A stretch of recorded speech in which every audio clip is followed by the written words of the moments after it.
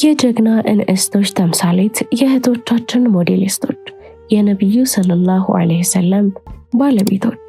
ድንቅ ታሪክ ተራኪ ኢናያ። ቻናላችንን ላይክ፣ ሼር፣ ሰብስክራይብ በማድረግ ቤተሰብ ይሁኑ። ስለምትከታተሉን ከልብ እናመሰግናለን። አብራችሁን ቆዩ። አንደኛ ኸዲጃ ቢንት ኹወይሊድ ረዲየላሁ ዐንሃ። ኸዲጃ ረዲየላሁ ዐንሃ በወቅቱ በነበረው ማህበረሰብ ትልቅ ክብርና ዝና ከሚሰጠው ቤተሰብ የወጣች ሴት ልጅ ነበረች። አባቷ ኹወይሊድ በአንድ የጦር መሪዎች መካከል የሚጠቀስ ነበር። ኸዲጃ ረዲየላሁ ዐንሃ አብሯት ይኖር የነበረው ቱጃር የትዳር ጓደኛዋ ከፍተኛ ሀብት ትቶላት ነበር።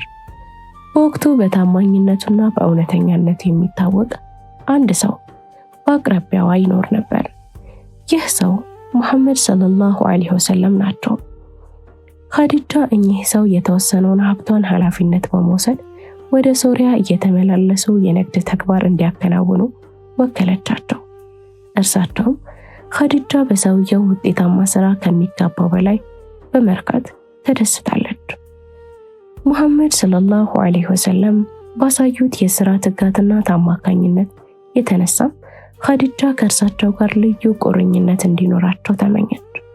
በርካታ የተከበሩ የቁረይሽ ሰዎች በተደጋጋሚ ለጋብቻ ጠይቀዋት ፈቃደኛ ሳትሆን የቆየች ቢሆንም ሙሐመድ ሰለላሁ ዐለይሂ ወሰለም ግን ልቧ ውስጥ ዘልቀው ገቡ።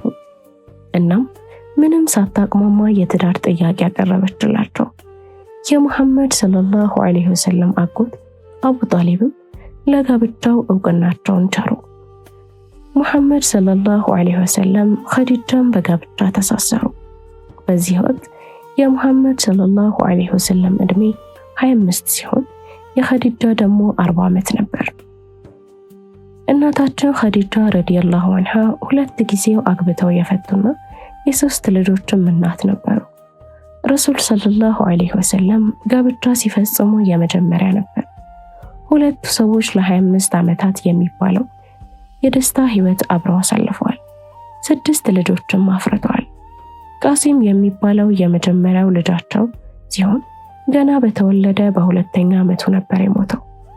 ቆይቶ የተወለደውም አብደላህ የተባለው ሌላው ልጃቸው ነው። እሱም ገና በጨቅላ ዕድሜው አለፈ። ያም ሆኖ ኸዲጃና ሙሐመድ ሰለላሁ ዐለይሂ ወሰለም አብሯቸው በህይወት የዘለቁ 4 ሴት ልጆችን አፍርተዋል። እነሱም ዘይነብ፣ ሩቅያ፣ ኡሙ ኩልሱምና ፋጢማ ነበሩ። ረሱል ሰለላሁ ዐለይሂ ወሰለም ጅብሪል ዐለይሂ ሰላም ለመጀመሪያ ጊዜ ወህይ ይዞ የመጣ ጊዜ ከፍተኛ ፍርሃትና ጭንቀት ላይ ነበሩ። ሚስታቸው ኸዲጃ ረዲየላሁ ዐንሃ እንዲህ ብለው አጽናናቸው። ምንም አይነት ጭንቀት አይገባህ። የኸዲጃ ነፍስ በበላይነት የሚቆጣጠረው አምላክ እምላለሁ የአላህ መልእክተኛ ነቢይ ተደርገህ ለዚህ ህዝብ ሳትላክ አልቀረህም።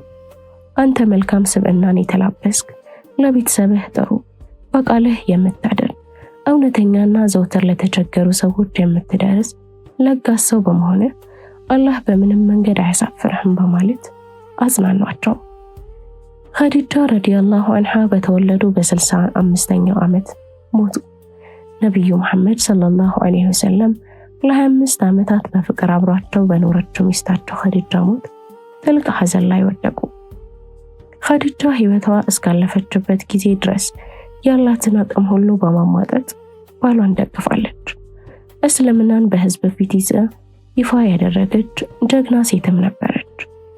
አቡ ሁረይራ ረዲየላሁ ዐንሁ በሐዲሳቸው ኸዲጃ ረዲየላሁ ዐንሃ በህይወት በነበረችበት አንድ ቀን ጅብሪል ዐለይሂ ሰላም ነቢዩ ሰለላሁ ዐለይሂ ወሰለም ዘንድ በመምጣት የሚከተለውን መናገራቸውን ዘግበዋል።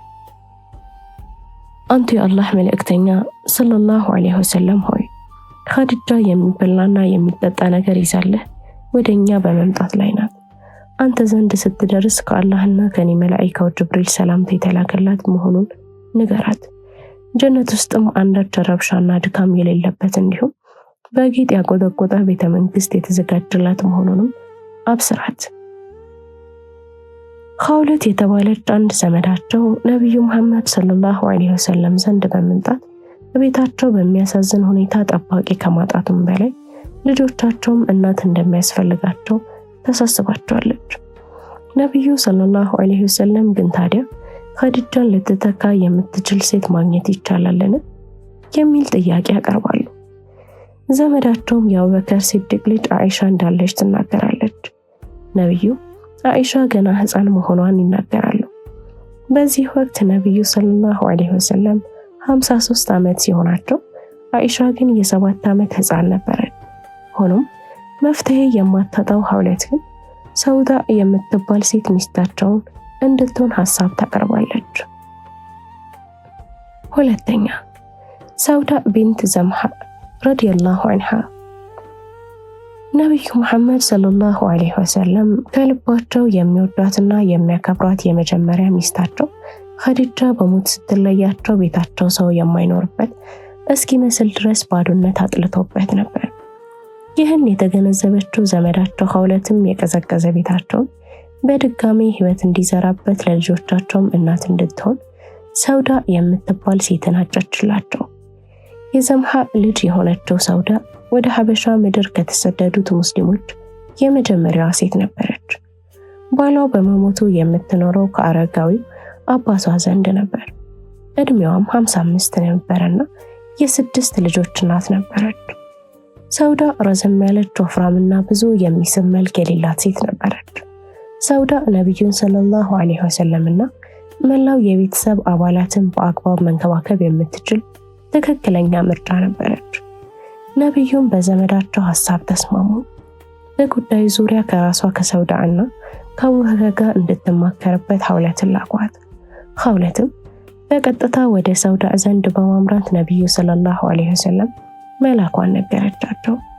ሰውዳም በውስጧ የተፈጠረው የደስታን ስሜት ለመቆጣጠር እየሞከረች ፈቃደኛ መሆኗን በሙሉ ልብ ገለጸችላት። ይህንንም ለአባቷ ለዘምሃም እንድታሳውቅ ለሐውለት ነገረቻት። ሐውለትም ወደ ሰውዳ አባት ዘንድ በመሄድ የአብዱል ሙጠሊብ ልጅ የሆነው የአብዱላህ ልጅ መሐመድ ልጆትን ሰውዳን ለጋብቻ እንድጠየቁት ልኮኝ ነው የመጣሁት በማለት ተናገረች። አረጋውያኑ የሰውዳ አባት በደስታ ፈንጥዘው ሰውዳን በማስጠራት ይህች ሴት የአብዱል ሙጠሊብ ልጅ የሆነው የአብዱላህ ልጅ መሐመድ ልከውት ነው የመጣችው። ነብዩ መሐመድ ሰለላሁ ዐለይሂ ወሰለም አንቺን በሚስትነት እንድሰጣቸው ጠይቀዋል።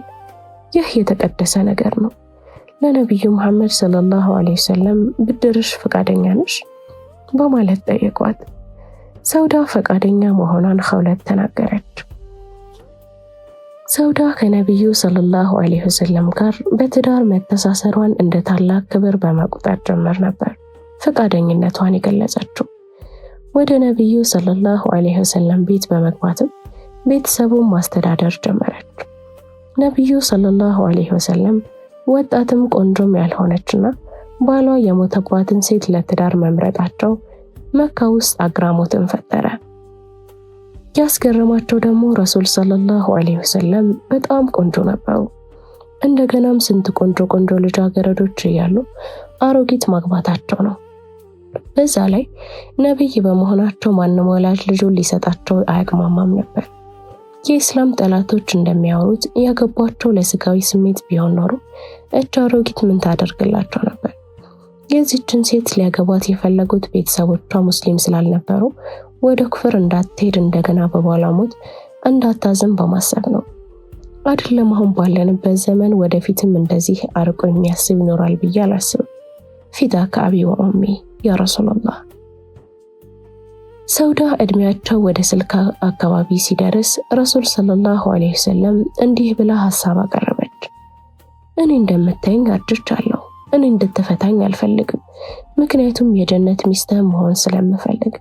ነገር ግን ከህፃንነቷ ጀምሮ የምትቀርባት አይሻን እንዲያገቡ የምትፈቅድ መሆኗን ለረሱል ሰለላሁ ዐለይሂ ወሰለም ነገረቻቸው። ሶስተኛ አይሻ ቢንት አቡበከር ረዲየላሁ ዐንሃ። ከረሱል ሰለላሁ ዐለይሂ ወሰለም የሚስቶች መካከል ከኸዲጃ ረዲየላሁ ዐንሃ ቀጥሎ የአይሻ ረዲየላሁ ዐንሃ ያህል ነብዩ ሰለላሁ ዐለይሂ ወሰለም ዘንድ ተወዳጅ የሆነ ማንም የለም። የምእመናን እናት አይሻ ረዲየላሁ ዐንሃ የወንዶች መምህር ነበረች። እርሷ ከነብዩ ሰለላሁ ዐለይሂ ወሰለም ሚስቶች ሁሉ ከእርሳቸው ቀራቢና ተወዳጅ ጓደኛቸው የአቡበከር አስሲዲቅ ረዲየላሁ ዐንሃ ልጅም ናት። ይህች ወጣት ለዓለም ሕዝብ ሴት ልጅ በእውቀት መስክ ከተጋጅ ወንዶች እጥፍ ድርብ ልታስከነዳቸው እንደምትችል በማሳየት ተሳክቶላታል። አይሻ ረዲየላሁ ዐንሃ ዩኒቨርሲቲ ገብታ ባትማርም በጊዜው ዩኒቨርሲቲ አልነበረምና በእውቀት መስክ ከነቢያዊ ዩኒቨርሲቲ የፕሮፌሰርነት ማዕረግ በሚያሰጣት ደረጃ ላይ ደርሳ የነበረ መሆኑ እውነት ነው። ከእውቀቱም በተጓዳኝ የጦር መሪ ሆኖም ላመነችበት ዓላማዋ ሰራዊት አዘምታ አዋግታለች። ገና ሕፃን እያለች ከሙስሊሞች ሁሉ በላጩና ጻድቁ አባቷ በተከበረ አባታዊ ፍቅርና እንክብካቤ በጥሩ ስነ ምግባር አሳድገዋታል። ከፍ እያለች ሄዳ የወጣትነት ዕድሜዋ ላይ ስትደርስ ደግሞ ታላቁ መምህርና የሰው ልጆች ሁሉ ፈርጥ ሙሐመድ ኢብኑ አብዱላህ ሰለላሁ ዐለይሂ ወሰለም እንደ ባልም እንደ አባትም እንደ ነብይም እየሆኑ ዕውቀቷን ስላጎለበቱት እነሆ እስከ ዓለም ፍጻሜ ድረስ የሚቆይ ዝና፣ ተቀባይነት፣ ደረጃን ለመጎናጸፍ በቅታለች። ታሪካዊ መረጃዎች እንደሚያሳዩት አይሻ ረዲየላሁ ዐንሃ በአካልም ሆነ በእውቀት በፍጥነት እድገት በማሳየት በብዙዎች ላይ የሚያንጸባርቅና ያልተለመደ የሆነ ጸጋን ተላብሳለች። በኢስላማዊ የውርስ ህግጋት፣ በሐዲስ እንዲሁም በሌሎችም የእውቀት መስኮች አይሻ ረዲየላሁ ዐንሃ እጅግ የተሳካላት ከመሆኗም በላይ ከነቢያዊ ግላዊ ስብዕና ብሎም ከባለቤቶቻቸውና ከቤተሰቦቻቸው ጋር የነበራቸውን ግንኙነት በተመለከተ ከእርሷ የተሻለ አጉልቶ ማሳየት የቻለ ሰው አልነበረም። የእርሷ ስራዎች በአረብና በሙስሊም ታሪክ ውስጥ ጉልህ ስፍራ የሚሰጣቸው ናቸው። ነቢዩ ሰለላሁ ዐለይሂ ወሰለም አይሻን ያገቧት በአላህ ትዕዛዝ መሆኑን በሐዲስ ተጠቅሷል። አይሻ ረዲየላሁ ዐንሃ ነቢዩ ሰለላሁ ዐለይሂ ወሰለም እንዲህ አሉኝ ብላለች። በህልም ያየሁሽ አንድ መልአክ ባህር ጨርቅን እየተጠቀለልሽ ወደ እኔ ካመጣሽ በኋላ እንዲህ አለኝ፣ ይህች ሚስትህ ናት። እኔም የተጠቀለልሽበትን ሐር ፈትቼ ስመለከት አንቺ ሆነሽ አገኘሁሽ። ቡኻሪና ሙስሊም ዘግበውታል። ረሱል ሰለላሁ ዐለይሂ ወሰለም ይህን ህልም ያዩት አይሻ ረዲየላሁ ዐንሃ ከማግባታቸው በፊት ነበር። ቀደም ሲል ባሳለፈው ታሪክ ላይ የኸዲጃ ረዲየላሁ ዐንሃ ኸውለት የተባለች የረሱል ሰለላሁ ዐለይሂ ወሰለም ዘመድ ናት። እናታችን ኸዲጃ ረዲየላሁ ዐንሃ ሲሞቱ እሷ ሙትክ ብለው አይሻን እንዲያገቧት ሐሳብ አቅርባ ነበር። በዛን ወቅት እድሜዋ 7 ስለነበረ ትንሽ ናት ብለው አልፈለጉም። 9 ሲሞላትም ሌሎች እንዲሁ እሷን እንዲያገቡ ሐሳብ ያቀርቡላቸው ነበር። እሳቸው ግን አልፈለጉም ነበር። ነገር ግን ጋብቻው አላህ እውቅና ሲሰጣቸው አገቧት። ወጣቷ ሙሽራ ከዚያ በኋላ ነብዩ ሰለላሁ ዐለይሂ ወሰለም ከመስጊዳቸው ጎን ከሸክላና ከዘንባባ ዛፍ በተሰራው ቤታቸው ውስጥ አስገቧት። ወለሉ ላይ ከተነጠፈ ሰሌን በስተቀርም በቤት ውስጥ አንዳች ነገር አልነበረም። በሩ ደግሞ የሚዘጋው በመጋረጃ ነበር። ይህም በመሰለ ቀላልና ተራ ቤት ነበር ወጣቷ አይሻ ረዲየላሁ ዐንሃ በኋለኞቹ ዘመናት የዓለም ሕዝብን ሁሉ መነጋገር የሆነው የትዳር ህይወቷን የጀመረችው። ይህ ጋብቻ ሌላም የታለመለት ግብን እንደመታ ይታመናል። ይኸውም ታማኙና የነብዩ ሰለላሁ ዐለይሂ ወሰለም የልብ ወዳጅ የነበሩት አቡበከር ረዲየላሁ ዐንሁ ይበልጥ ወደ ነብዩ ሰለላሁ ዐለይሂ ወሰለም ያቀረበ ክስተት በመሆኑ ነው። እንደ ነብዩ ሰለላሁ ዐለይሂ ወሰለም ሚስት አይሻ ረዲየላሁ ዐንሃ ያላት ቦታ ላቅ ያለ ነበር። ለሁሉም ሴቶች በሁሉም ዘመናት በሞዴልነት ሊጠቀስ የሚኖር ቀላልና ያልተወሳሰበ ህይወትን ነበር ትገፋ የነበረው። ነብዩ ሰለላሁ ዐለይሂ ወሰለም በህይወት ውጣ ውረድና በዳዕዋ ስራ እጅግ ተዳክመውና ልባቸውን በሐዘን ተጎድተው ወደ ቤት ሲመጡ በልዩ የማጽናናት የማስደሰት ልባቸውም ችሎታዋን ተጠቅማ ሸክማቸውን ሁሉ ታራግፍላቸው ነበር። አይሻ ረዲየላሁ ዐንሃ ከነብዩ ሰለላሁ ዐለይሂ ወሰለም ጋር ሆና አንድም ጊዜ ምቾትና ቅንጦት የሚባል ነገር ልታይ ቀርቶ በአጠገቧም ደርሶ አያውቅም። በቤት ውስጥ ደረቅ ተምርና ውሃ ካለ ከዓለም ላይ ምርጥ የተባለው ማዕድ እንደተዘጋጀ ነበር የሚቆጠረው። አይሻ ረዲየላሁ ዐንሃ ከሁሉም በላይ የምትታወቅበትና እድለኛ የሆነችበት ጸጋዋ ወሰን የሌለው የማወቅ ትጋቷና ብሩህ አእምሯ መሆኑ አይካድም። ይህን ጉዳይ አስመልክቶ አዛህ ኢብኑ አሪብ ሲናገር እንዲህ ይላል። የአይሻ ረዲየላሁ ዐንሃ እውቀት በዘመኗ ከነበሩ ሴቶች ሁሉ ጋር ብንመነዝረው የእሷ እውቀት ያስከነዳቸው ነበር። ሂሻም ኢብኑ ኡርዋ ደግሞ እንዲህ ብሏል። እኔ ይህን ያህል የቁርአን አንቀጾች፣ የግዴታ አምልኮ ተግባራትን፣ ሱናን፣ ስነ ግጥምን፣ ታሪክን፣ የሰዎች ዘር ጥናትን፣ ፍርድና ሕክምናን በተመለከተ እውቀት ያለው ሰው ከአይሻ በስተቀር አላውቅም። አንድ ጊዜ እንዲህ በማለት ጠየቅኳት፣ ስለ ሕክምና እንዴት ልታውቅ ቻልሽ አክስቴ? እርሷም እንዲህ በማለት መለሰችልኝ፣ ሲያመኝ ነብዩ ሰለላሁ ዐለይሂ ወሰለም ሌሎች ሰዎች ሲታመሙ መድኃኒት እንደሚያደርጉላቸው ሁሉ ለኔም ያዙልኝ ነበር። እንዲሁም ሰዎች ለታመመ ሰው መድኃኒት ሲያዙ አንድ ጊዜ መስሩቅ አይሻ ፈራኢድ ወይም ግዴታ በሆኑ የአምልኮ ተግባራት አንጻር የእውቀቷ የተሟላ ነውን የሚል ጥያቄ ቀርቦላት እንዲህ በማለት መልሷል። በአላህ ይሆንብኝ፣ ታላላቅ የሚባሉ ሰሃቦች እነዚህን ጉዳዮች አስመልክተው ሲጠይቋት ተመልክቻለሁ። ይህን ሁሉ ጸጋ የያዘችው ወጣት ወይዘሮ ሰው ከድክመት አያስመልጥምና የቅናት በሽታ ነበረባት። ከነቢዩ ሰለላሁ ዐለይሂ ወሰለም ሚስቶች ሁሉ እጅግ ቀናተኛዋ እርሷ ነበረች። ይህ በእርግጥም በአንድ ሰው ዘር ያሉ ብዙ ሴቶች የወል ባህሪ ሊሆን ቢችልም የእርሷ ግን በየጊዜው ሲንጸባረቅ ማየት የተለመደ ነበር። ሆኖም ግን በዚህ መንፈስ ተነሳስታ የአላህን ድንበር ያለፈችበትና ማንንም የጎዳችበት አንድም ጊዜ የለም። አይሻ ረዲየላሁ ዐንሃ በህይወት በመንገዳገድ በዝሙት የወነጀላት ጊዜ ሲሆን ያንን ፈተና ኢፍክ አላህ ከሰማይ ሰማያት ቁርአን አውርዶ ንጽህናውን በመመስከር አክሽፎላታል። ሱረቱል አሩም ከቁጥር 11 እስከ 19 ያለው አንቀጽ ይመልከቱ። ነቢዩ መሐመድ ሰለላሁ ዐለይሂ ወሰለም ከመሰናበቻቸው ሐጅ ተመልሰው ብዙም ሳይቆዩ በጠና በመታመማቸው መሞታቸው መቃረቡን አውቀውት ነበር። በዚያን ጊዜ በየተራ ወደ ተለያዩ ሚስቶቻቸው በሸክም ሲወሰዱ ነገ የማን ተራ ነው? ነገ የት ነው የምትወስዱን? በማለት ይጠይቁ ነበር።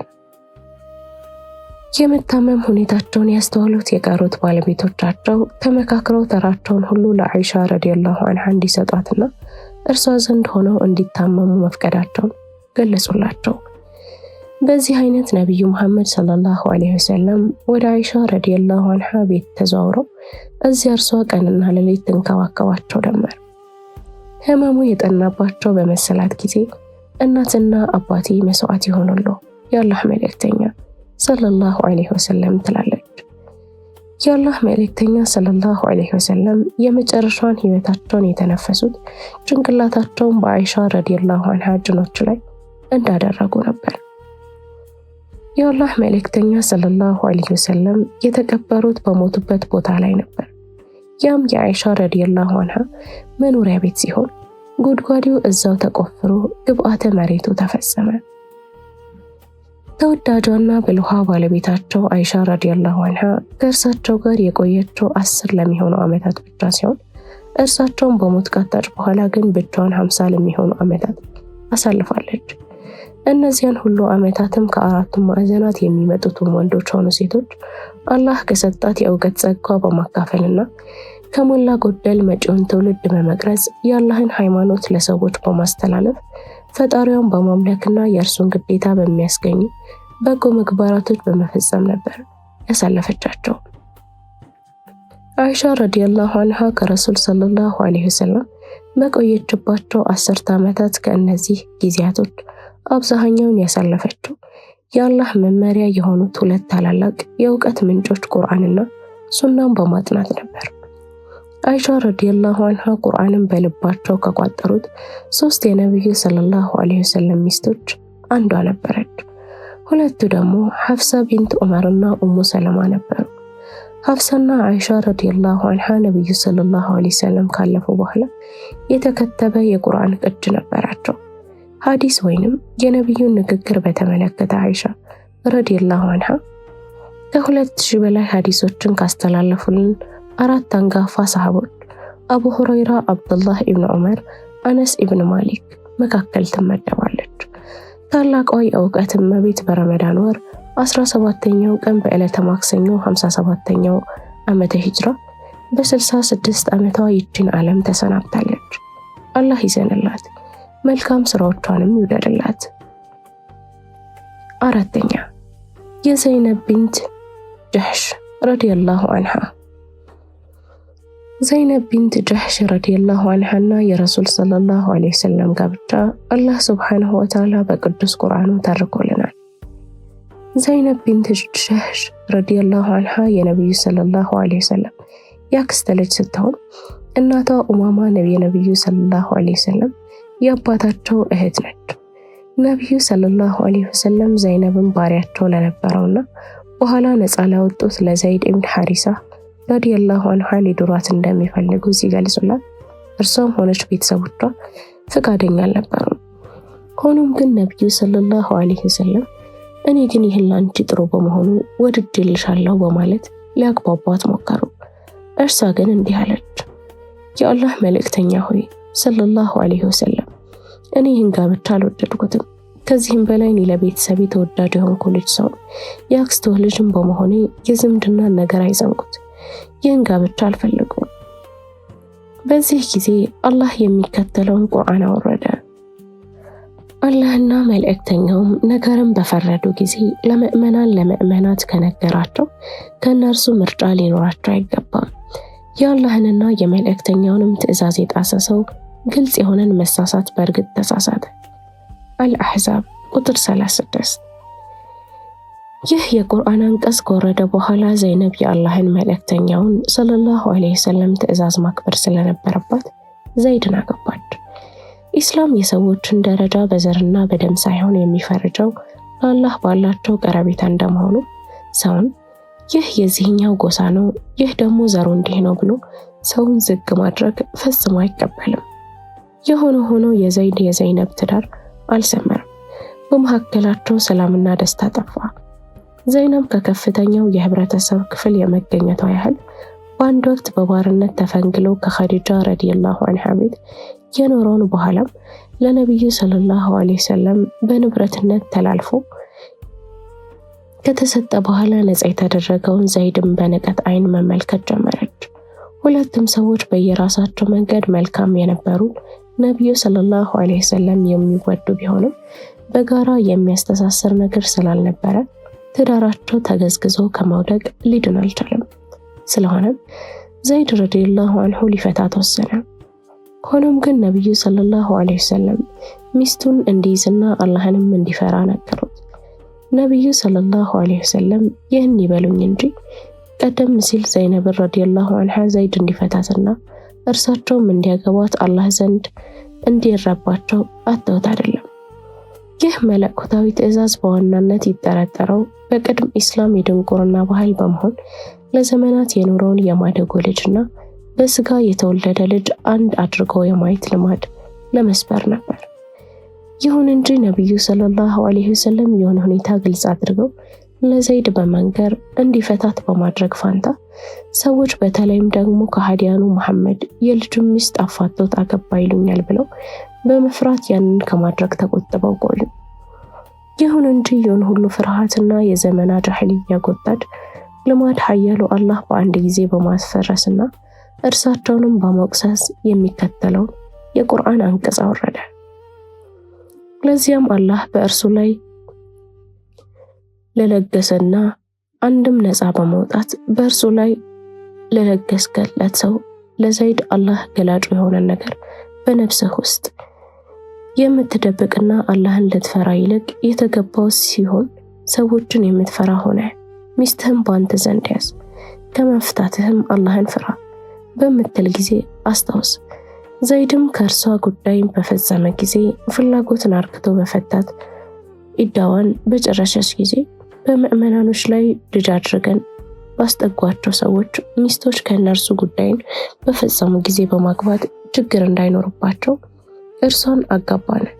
የአላህም ትእዛዝ ተፈጻሚ ነው። አልአሕዛብ ቁጥር 37። እንግዲህ ከላይ በተጠቀሰው ሁኔታ ነበር ዘይነብ ረዲየላሁ አንሃ ከነብዩ ሰለላሁ ዐለይሂ ወሰለም ጋር የተጋባቸው። ስለሆነም የጋብቻው ውል የተገለጸው በተቀደሰው ቁርአን ላይ ነው። እናም ዘይነብ በሌሎቹ የነብዩ ሰለላሁ ዐለይሂ ወሰለም ባለቤቶች ላይ ሁኔታ እያነሳች የበላይነቷን ለማንባረቅ ትሞክር ነበር። በተደጋጋሚም እንዲህ ስትል ተደምጣለች። የእናንተን የጋብቻ ውል ያረቀቁትና የተዋሉት ቤተሰቦቻችሁ ሲሆኑ የኔን ግን ከአርሹ በላይ የሆነው አላህ ነው። በሌላ ዘገባ ደግሞ አላህ የኔን ጋብቻ ከሰማይ ሆኖ ነው ያጸደቀው ብላለች። ዘይነብ ረዲየላሁ ዐንሃ በእምነቷ የተመሰጠች አላህን ፈሪ እውነተኛና ቸር ነበረች። የእጅ ስራና የዕደ ጥበባት ዕውቀት ስለነበራትም ያንን እየሰራች በምታገኘው ገንዘብ ድሆችንና ወላጅ አልባ ልጆችን ትረዳበት ነበር። አይሻ ረዲየላሁ ዐንሃ እንዲህ ትላለች። አንድ ጊዜ ነብዩ ሰለላሁ ዐለይሂ ወሰለም እንዲህ ብለው ነበር፣ ከባለቤቶቼ ሁሉ ከኔ በኋላ የምትሞተው ልጅ ረጅሟ ነው። ከዚያም ከነብዩ ሰለላሁ ዐለይሂ ወሰለም ሞት በኋላ ሁላችንም አንድ ላይ ተሰብስበን እጆቻችንን እያስተያየን የማናችን እንደሚረዝም እንለካ ነበር። ከሁላችንም እጆች የሰውዳ ቢንት ዘምሃ እጅ ርዝማኔ ይበልጥ ነበር።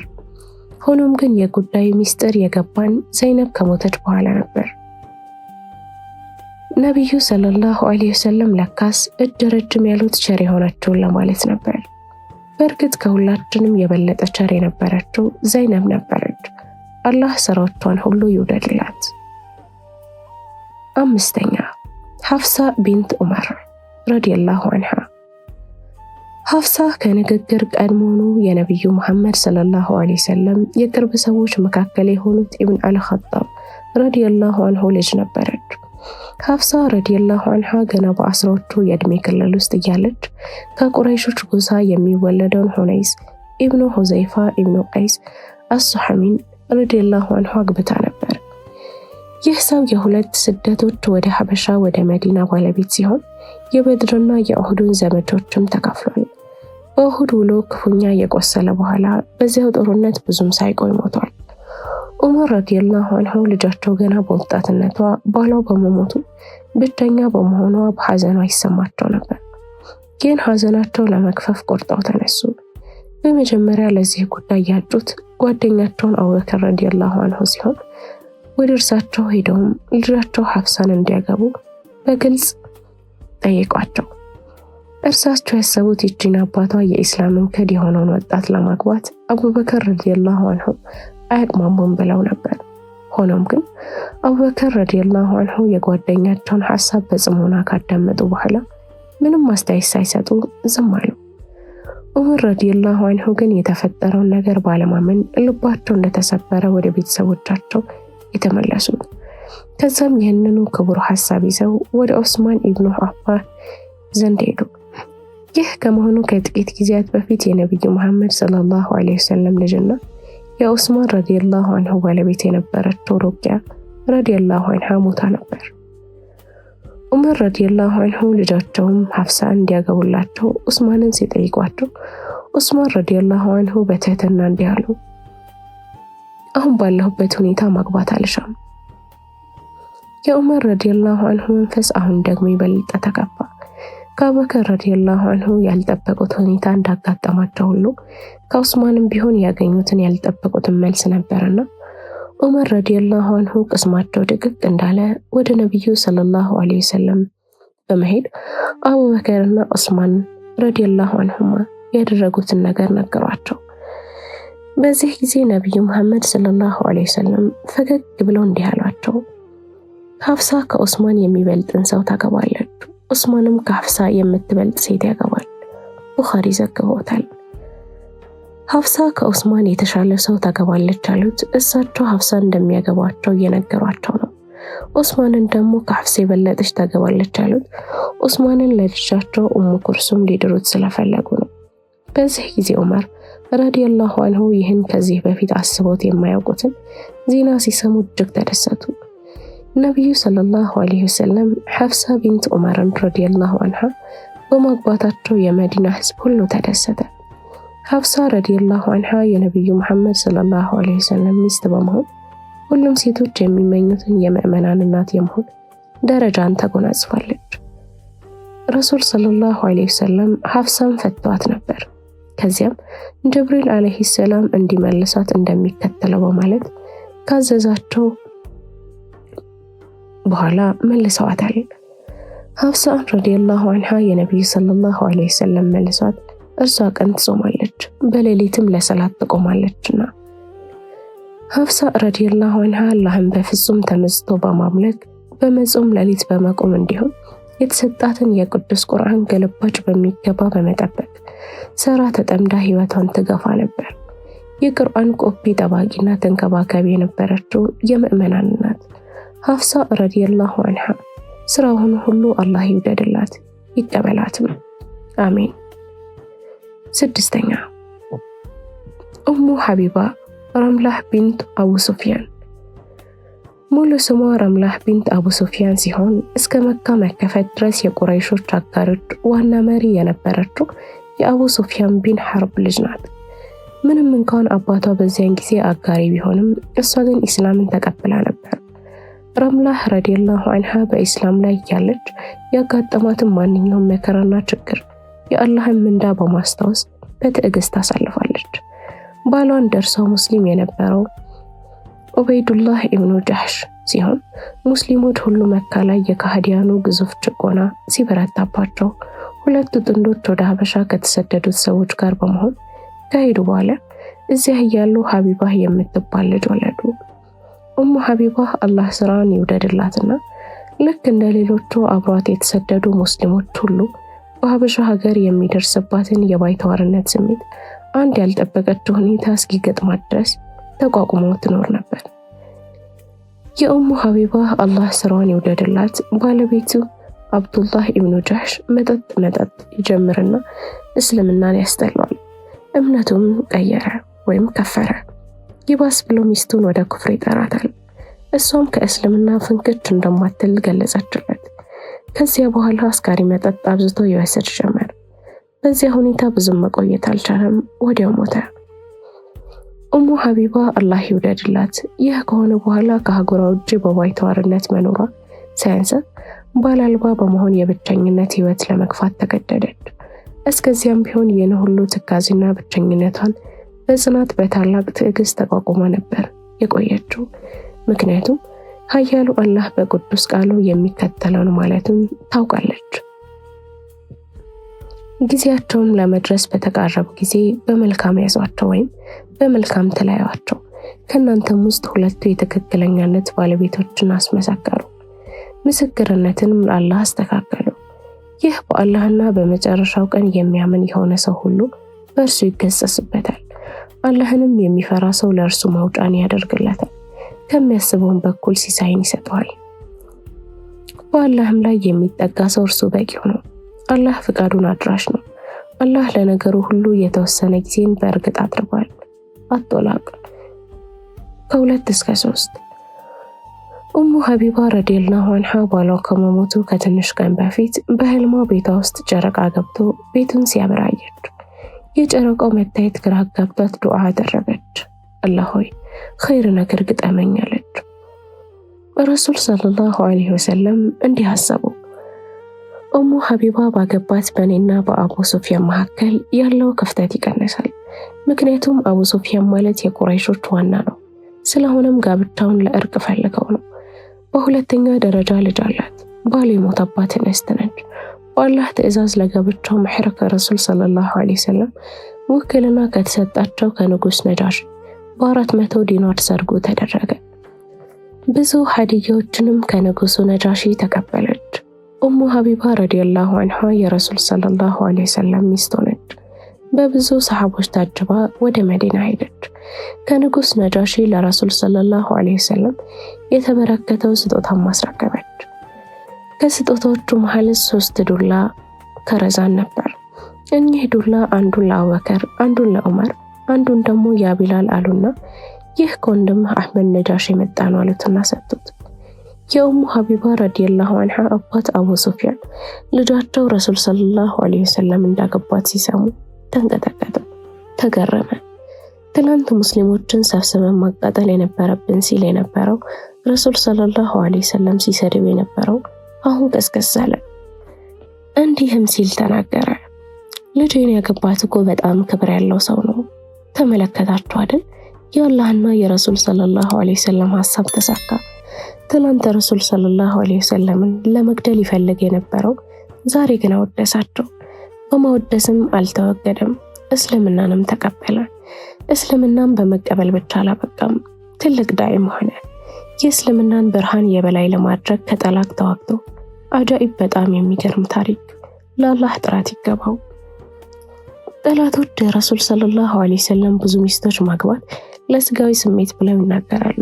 እውነታው ግን ታሪክ ይናገራል። ለጥበብ፣ እዝነት፣ ለሰላም ነበር። ኡሙ ሐቢባ ረዲየላሁ ዐንሃ አላህ መልካም ስራዋን ይውደድላት።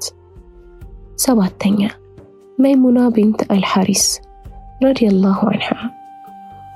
በሺዎች የሚቆጠሩ ሴቶች ለረሱል ሰለላሁ ዐለይሂ ወሰለም ነፍሴን ተሰጥቼዎታለሁ በማለት ለትዳር ቢጠይቁም ምላሽ የሰጡት ግን ለመይሙና ብቻ ነው።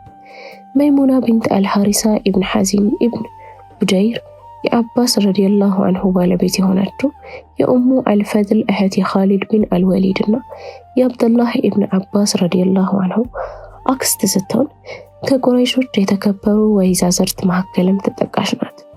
መይሙና ከመጀመሪያ ባሏ ባለመስማማታቸው ይፋታሉ።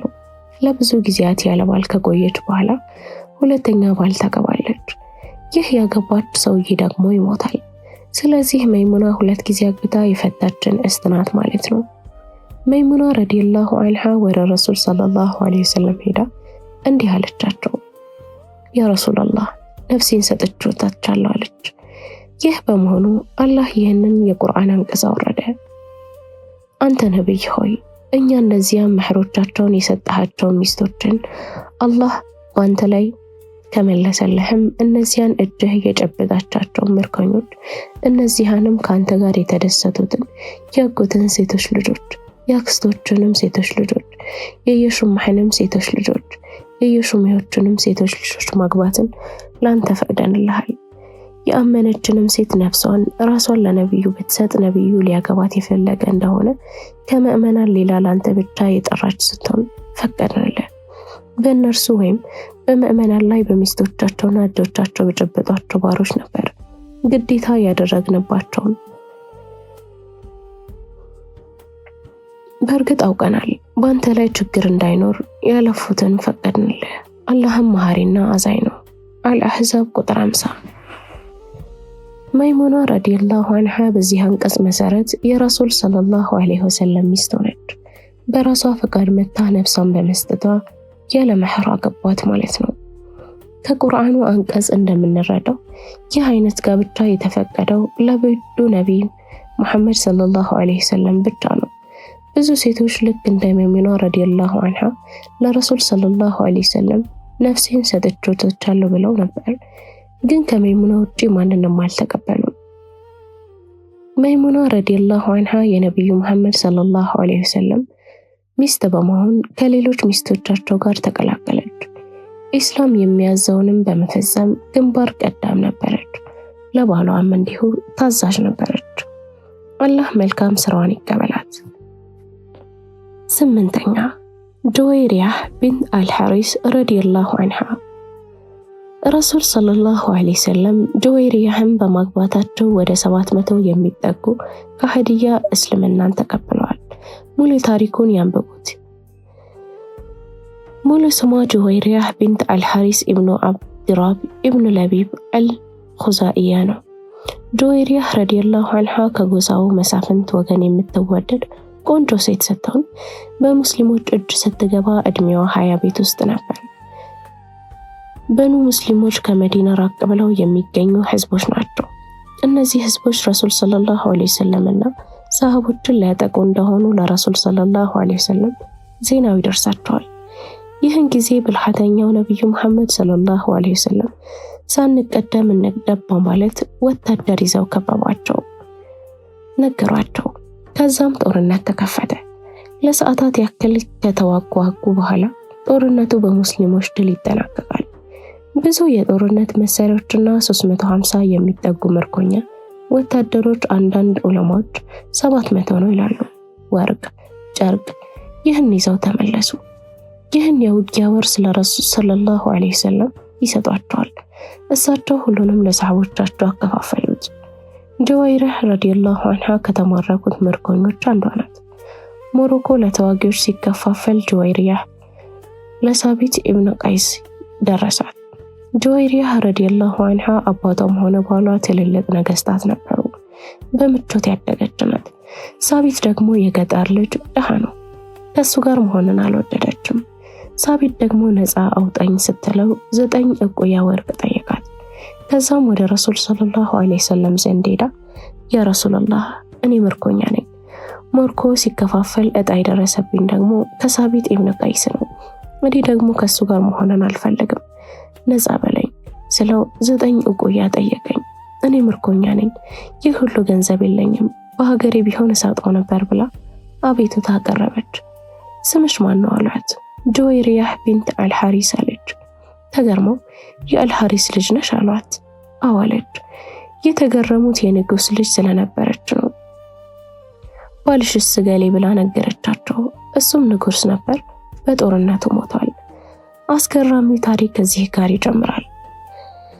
የረሱል ሰለላሁ ዐለይሂ ወሰለም ብዙ ሴት ማግባት የሚያንገሸግሻችሁ እውነታውን ተመልከቱ። ነብዩ ሰለላሁ ዐለይሂ ወሰለም እንዲህ አሏት፣ ከዚህ የተሻለ ባቀርብልሽስ አትቀበይኝም አሏት። እሷም በጉጉት ምንድነው? እርሱ የአላህ መልእክተኛ አለች። እኔ ነፃ እንድትሆኚ ክፍያውን እፈጽማለሁ፣ ከዚያም አገባሻለሁ አሏት። ጁወይሪያህ ያቀረበላት ምርጫ በጣም ስላስደሰታት ያለ መቅማማት እሺ ነው ያለችው። በዚህ ሁኔታ የረሱል ሰለላሁ ዐለይሂ ወሰለም ሚስት ሆነች። በማግስቱ ሰሃቦች ተሰባስበው ጁወይሪያህ የረሱልን ሰለላሁ ዐለይሂ ወሰለም አማች ሆኑ ማለት ነው። አዎ ብለው ተስማሙ። እንዴት እኛ የረሱል ሰለላሁ ዐለይሂ ወሰለም አማቾች ምርኮኛ አድርገን እንይዛለን አሉ። ይህም አይሆንም አሉ። ነቢያችን ሰለላሁ ዐለይሂ ወሰለም ክብር ስንል የእሳቸው አማቾች ወይም የእሷን ቤተሰቦች ነፃ እንልም ተባባሉ። እሺ ብለው ተስማሙ።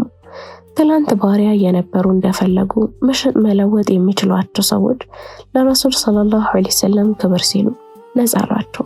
ሱብሃንአላህ፣ የሚገርም ነው። እነዛ ነፃ የተባሉት ሰዎች ደግሞ ይሰበሰቡና እናንተ ሰዎች ከኛ መሃል ነብያት ስላገባ እሱ ክብር ሲሉ ነፃ አሉ። መዲና ብንሄድ ኖሮ እንሸጥ ነበር። እኛ ስለ ልጃችን ስንል ለአላህ ስንል ወደ እስልምና ለምን አንገባም ብለው ሁሉም ወደ ረሱል ሰለላሁ ዐለይሂ ወሰለም በመሄድ እስልምናን ገቡ። አይሻ ረዲየላሁ ዐንሃ እንዲህ ትላለች፣ ረሱል ሰለላሁ ዐለይሂ ወሰለም ጁወይሪያህ ረዲየላሁ ዐንሃን የመጀመሪያ ቀን ወደ ቤት ይዘዋት ሲገቡ በጣም ቀንቼ ነበር። ነገር ግን በእሷ ምክንያት 700 ወጣቶች መስለማቸውን ስሰማ እየሮጥኩ ሄድኩና እቅፍ አድርጌ ያ ጁወይሪያህ ከረሱል ሰለላሁ ዐለይሂ ወሰለም ሚስቶች እንዳንቺ የተባረከ አላየሁም። ምክንያቱም ባንቺ ምክንያት በመቶ የሚቆጠሩ ሰዎች ወደ እስልምና ገብቷል። እናም ወደድኳት አለች። አያችሁ አይደል የመገባቱን ጥበብ። እንደው ጠላቶች የሚያስቀጥላቸው ለምን 9 ለምን 13 አገባው አይደለም የሚሉት።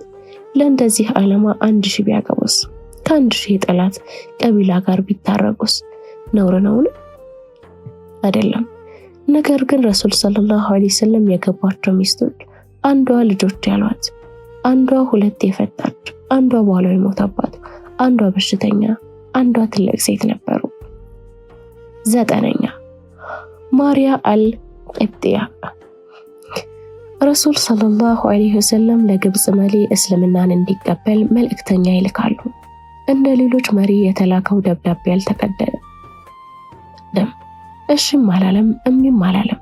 ነገር ግን መልእክተኞቹን በስነ ስርዓት ተቀብለው እሱም በተራው መልእክት ለታላቁ ነብይ ላከላቸው። እንዲህም አለ፣ ለነብያችሁ በጣም ሰላም ነው ያሉልኝ ብሎ ስጦታ ላከላቸው። አንድ በትልቅ ዕቃ የያዘ ማር፣ አንድ ደግሞ ሐኪም ወይም ጠቢብ እንዲሁም ወጣቷንና ቆንጅየዋን የውቅያስ ሰራተኛ የነበረችው ማርያ አልቂብጥያን አብሮ ላከላቸው። ከዛም መልእክቱ እንደደረሳቸው ማሩ መድኃኒት ስለሆነ እንቀበለዋለን። ማርያ ደግሞ ባሪያ ስለነበረች በስጦታ መልክ ስለመጣችላቸው አገቧት። ዶክተሩ ግን መለሱት። በአንዳንድ ዘገቦች ላይ እንዲህ ብለዋል፣ ረሱል ሰለላሁ ዐለይሂ ወሰለም አንተ ጠቢብ እስከሚርበን አንበላም፣ ከበላን ደግሞ እስከምንጠግባ አንበላም አሉትና ወደ መጣበት ተመለሰ። ከዛም ንጉሱ ለምን እንደመጣ ሲጠይቀው ማሩ በመጽሐፋቸው ስላለ ተቀበለ። እንዲሁም ጁወይሪያም ስጦታ ስለሆነ ተቀበሏት። በሚገርም ምን አይነት ሰውዬ ጋር ነው እንደላከኝ ታውቃለህ አለው። እንዴት? እኛ ሕክምና በስንት ዓመት የተማርነውን እሱ በአንድ ቃል ያስቀምጠዋል? እስከሚርበን አንበላም፣ ከበላን ደግሞ እስከምንጠግብ አንበላም። ዶክተሮች ሁሉ ቢሰበሰቡ ይህ እኮ ሕክምና ነው ብለው የሚመሰክሩት ጤና ማለት ይህ ነው ብሎ ነገረው። ማርያ አልቂብጥያ የነብዩ መሐመድ ሰለላሁ ዐለይሂ ወሰለም ሚስት እንደመሆኗ ኡሙል ሙእሚኒን የሚለው የክብር ደረጃም ተሰጥቷት ነበር። ማርያ ከሂጅራ በኋላ በ9ኛው ዓመት ላይ ኢብራሂምን ወለደች። ኢብራሂም ሲወለድ ጤነኛ ሆኖ ቢወለድም ገና በ18 ወር ዕድሜው ታሞ ሞተ። ምንም እንኳን ነብዩ ሰለላሁ ዐለይሂ ወሰለም የሞተው ጨቅላ ልጃቸው ወደ ጀነት እንደሚገባ ጠንቅቀው ቢያውቁም ከዓይናቸው የሚወርደውን እንባ መደበቅ አልቻሉም። ሰሃቦች ለምን እንደሚያለቅሱ ሲጠይቋቸው ሰው በመሆኔ ነው በማለት ነበር የመለሱት። በነብዩ ሰለላሁ ዐለይሂ ወሰለም ወንድ ልጅ አለመታደል ካፊሮች ያላግጡ ነበር። የሙሐመድ ዘር ተቋርጧል ሲሉ የሚናገሩ ነበር። አላህ ሱብሓነሁ ወተዓላ ነብዩ መሐመድ ሰለላሁ ዐለይሂ ወሰለም ያላቸውን ደረጃ ከማንም ሰው ጋር ሊወዳደር የማይችል የላቀ መሆኑን በተከታዩ የቁርአን አንቀጽ ግልጽ አድርጎታል። እኛ በጣም ብዙ በጎ ነገሮችን ሰጠነ፣ ስለዚህ ለጌታ ስገድ፣ በስሙም ሰዋ። ጠይን ወይም የሚጠላህ እርሱ በእርግጥ ዘሩ የተቆረጠ ነው። ማርያ በነብዩ ሰለላሁ ዐለይሂ ወሰለም ቤተሰብና በመላው ሰሃባ ዘንድ እንደተከበረች ነው ያረፈችው። ለ3 ዓመታት አብረው የኖሩ ሲሆኑ ረሱል ሰለላሁ ዐለይሂ ወሰለም ከመሞቱ ከ5 ዓመት በኋላ ደግሞ ወደማይቀረውና ወደ ዘላለማዊው ዓለም ተከተለቻቸው። አላህ ኸይር ስራዋን ይቀበልላት። 10ኛ ሪሃና ቢንት ዘይድ።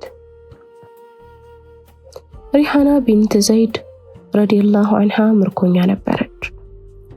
ምርኮኛ ለተዋጋዮች ሲከፋፈል ሪሃና ለረሱል ሰለላሁ ዐለይሂ ወሰለም ደረሰ።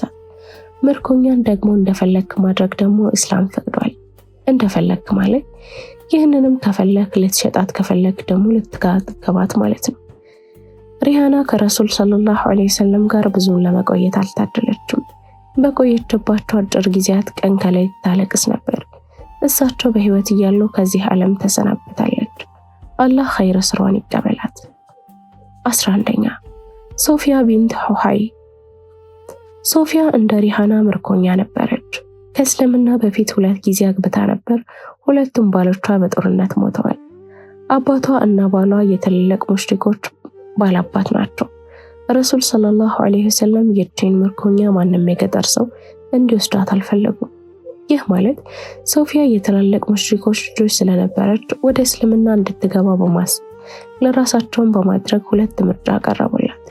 የመጀመሪያው ምርጫ እስልምናን እቀበላለሁ፣ አከብራለሁ ካልሽ እስልምናን እንዳከበርሽ እኔንም አከብርሻለሁ፣ አገባሻለሁ። አይ ኩፍር ይሻለኛል ካልሽ ደግሞ ነፃ ልሻለሁ፣ ወደ ቤተሰቦችሽ ልክሻለሁ አሏት። አላህንና መልእክተኛውን የምመርጠው እንዴት ወደ ይሁዳ ትመለሽ ትለኛለህ ያ ረሱላህ? እኔ እኮ በፊት እኮ ነው እስልምና መግባት የምፈልግ የነበረው አለች። መጀመሪያ ነፃ አሏት፣ ከዛም አገባት። መህርሽም ነፃ መባልሽ ይሆንልሽ አሏት። እሷም ተቀበለች። ሐዲሱ ሰሒህ ነው። እቤታቸው እንደገባች በሁለተኛ ቀን ጉንጯ ላይ ጠባሳ አገኙ። ከዛም ጠየቁ፣ ያ ሶፊያ ምንድነው ይህ ጠባሳ? ያ ረሱላህ እኔ ጦርነት ከመጀመሩ በፊት እቤቴ ውስጥ ብርሃን አየሁና ለባሌ ነገርኩት። ዛሬ ሌሊት በቤቴ ውስጥ ብርሃን አየሁኝና ምንድነው ብዬ ስጠይቀው በጥፊ መታኝና አንቺ የአረቦች ንጉስ የሆነውን የቁረይሾች ንጉስ የሆነውን ሙሐመድ እሱን ስለወደድሽ ነው፣ ልብሽ ከሱ ጋር ነው ያለው ብሎ በቅናት በጥፊ ሲመታኝ ደም በደም ሆንኩና ቁስል ሆኖ አለቻቸው። የረሱል ሰለላሁ ዐለይሂ ወሰለም ብዙ ሚስት ማግባት ምክንያቶች ከታሪኮቻቸው ተረተናል። አላህ ልቦቻችንን ግልጽ ያድርግልን። አላህ ኸይር ስራቸውን ይውደድላቸው። እኛም ታሪካቸውን አንባቢ ሳይሆን ፈጻሚ ያድርገን። ተፈጸመ። ከተመቻችሁ ቻናላችንን ላይክ፣ ሼር፣ ሰብስክራይብ በማድረግ ለወዳጅ ዘመድ ያጋሩ። አብራችሁን ስለቆያችሁ ከልብ እናመሰግናለን።